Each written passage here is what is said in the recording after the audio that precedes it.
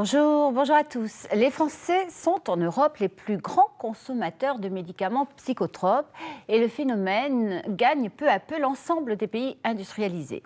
Nous vivons une crise de civilisation unique dans l'histoire des hommes, une crise où la perte de sens est évidente, la perte de repères aussi, la perte de désir constructif également, le tout se nourrissant de nos peurs et du sentiment d'insécurité qui ne cesse de croître dans nos sociétés.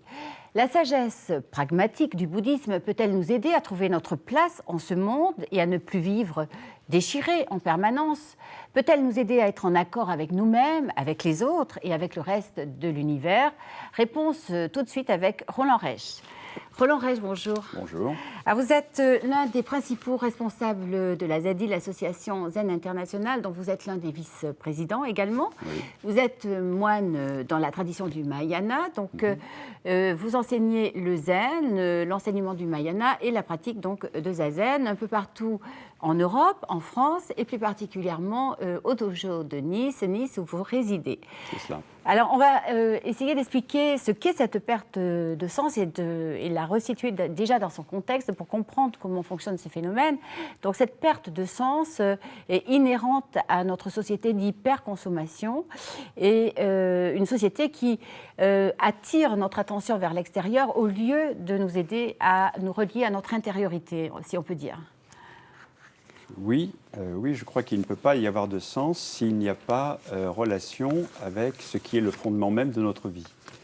Et autrefois, le fondement de la vie a été conçu comme une relation à Dieu, à une croyance religieuse qui nous reliait à une vérité transcendante, à un Dieu créateur qui justifiait notre existence, qui donnait une direction à suivre pour aboutir à une réconciliation avec lui et accomplir sa volonté, donc à aboutir au salut.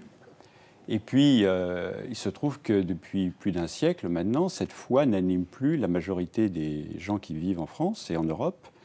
Et donc, on se trouve avec une absence de fondement dans une vérité profonde de l'existence.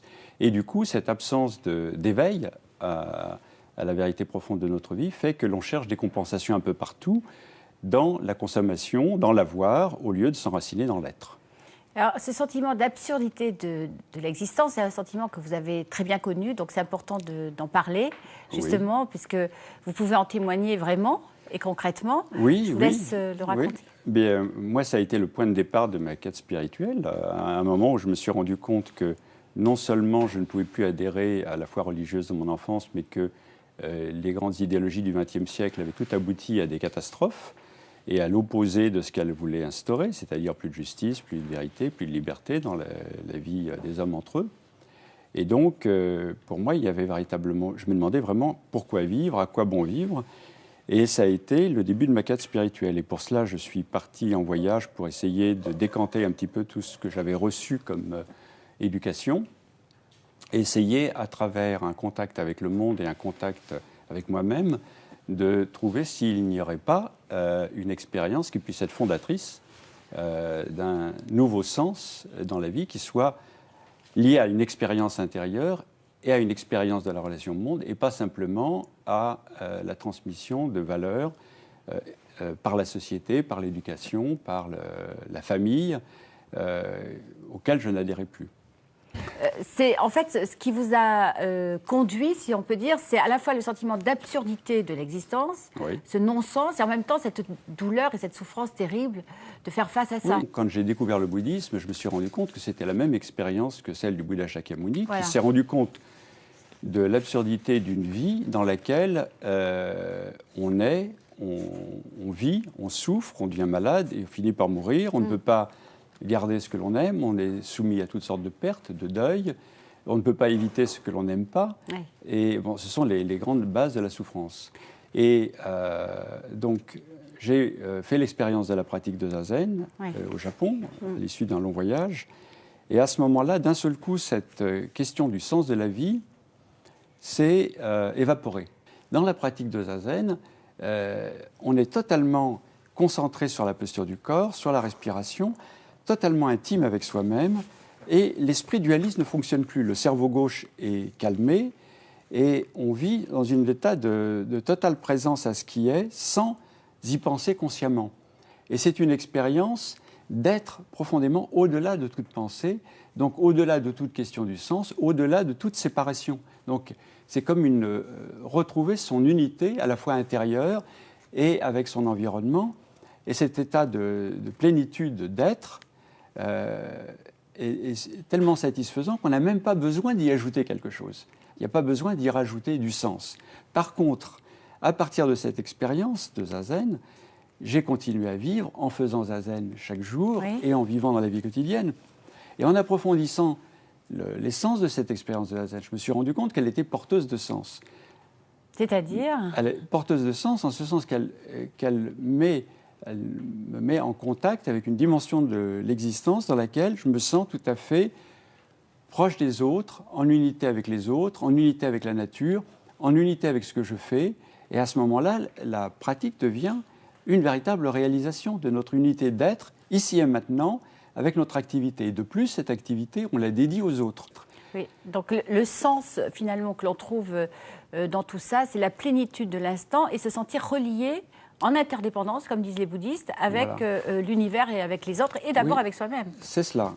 Et d'abord avec soi-même, absolument, et avec ce que l'on fait. Je suis là, ici et maintenant, un avec ce que je fais, et je n'ai pas besoin d'y ajouter quelque chose. Ça, c'est la dimension absolue, si vous voulez, de la pratique. Et je crois qu'elle est nécessaire pour trouver la paix de l'esprit, pour se relier à notre véritable nature de Bouddha, notre nature éveillée, qui est sans dualité, qui est d'être vraiment un. Alors, quand même, point important, Roland, excusez-moi de vous interrompre, mais pour arriver à tout ça, c'est la pratique du zen. Il faut quand même expliquer peut-être comment, en 2 mots, grâce à cette pratique, on parvient à cette non-dualité. Est-ce que c'est par la respiration, l'attention sur... C'est fondamentalement par l'attention au corps. L'attention au corps, et des fois les gens se disent « mais la posture de Zazen est très difficile, donc le zen n'est pas fait pour moi ». Non, ce n'est pas simplement une posture du lotus dans laquelle on a les jambes croisées, dans une posture qui peut paraître un peu difficile, c'est d'être attentif à partir de là au corps, dans toutes les postures de la vie quotidienne, dans tous les gestes de la vie quotidienne, dans l'action de manger, dans l'action de balayer lorsque l'on balaye, dans tous les gestes, dans l'action de marcher lorsque l'on marche, etc. D'être vraiment un avec le corps.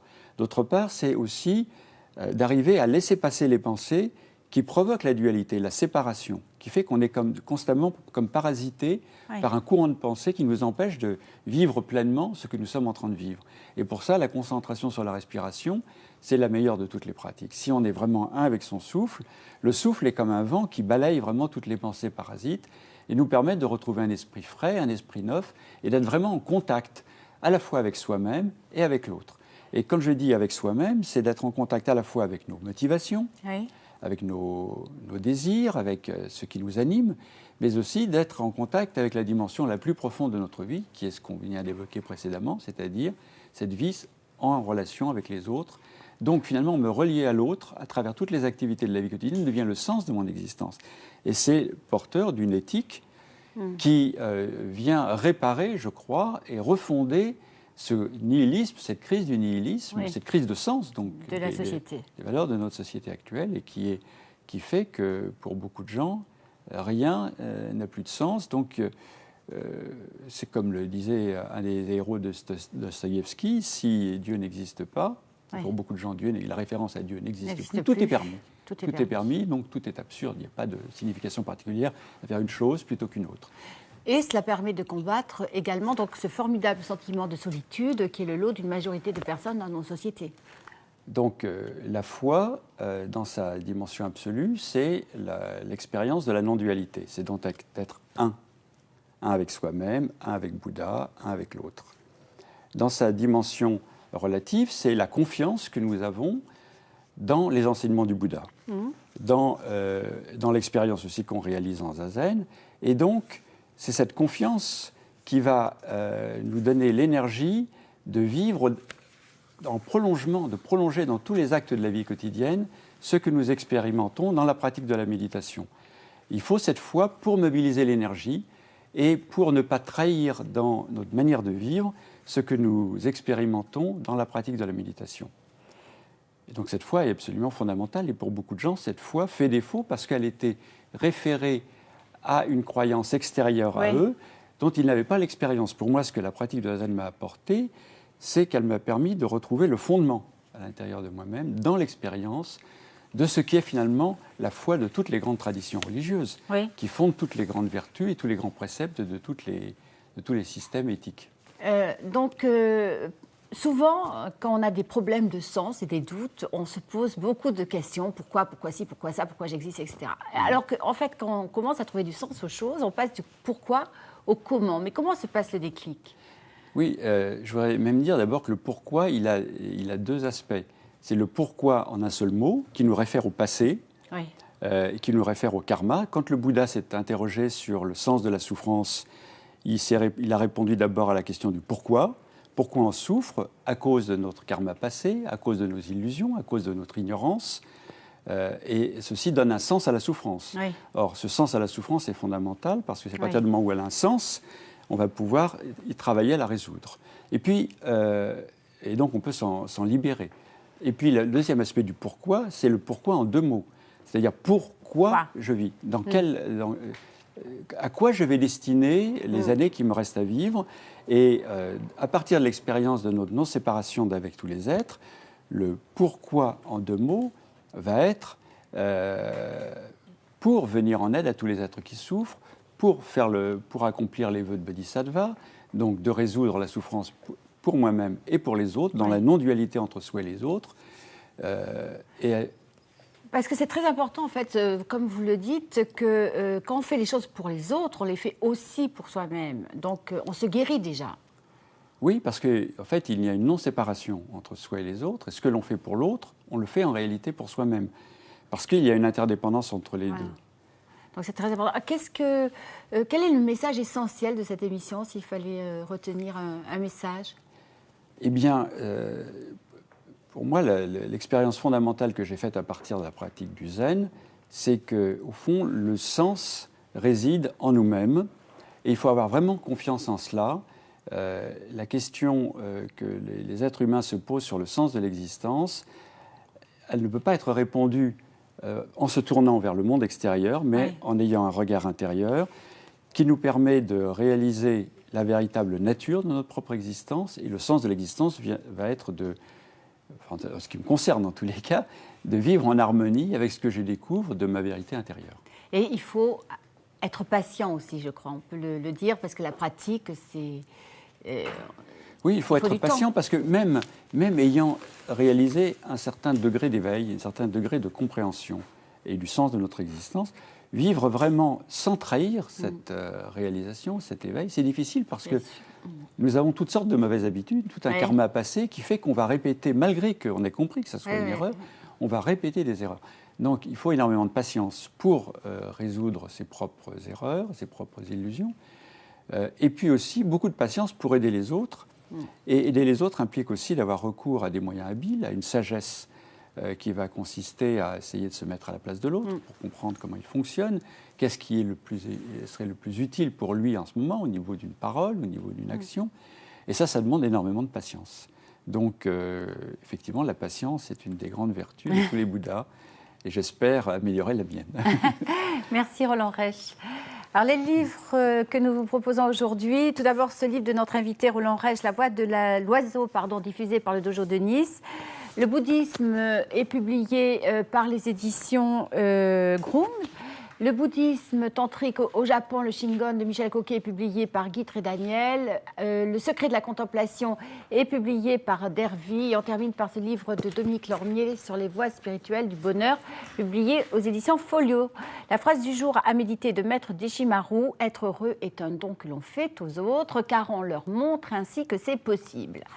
Merci d'avoir partagé ce moment avec nous. Je vous retrouve avec bonheur dimanche prochain. D'ici là, soyez heureux et passez une très très belle semaine. À dimanche.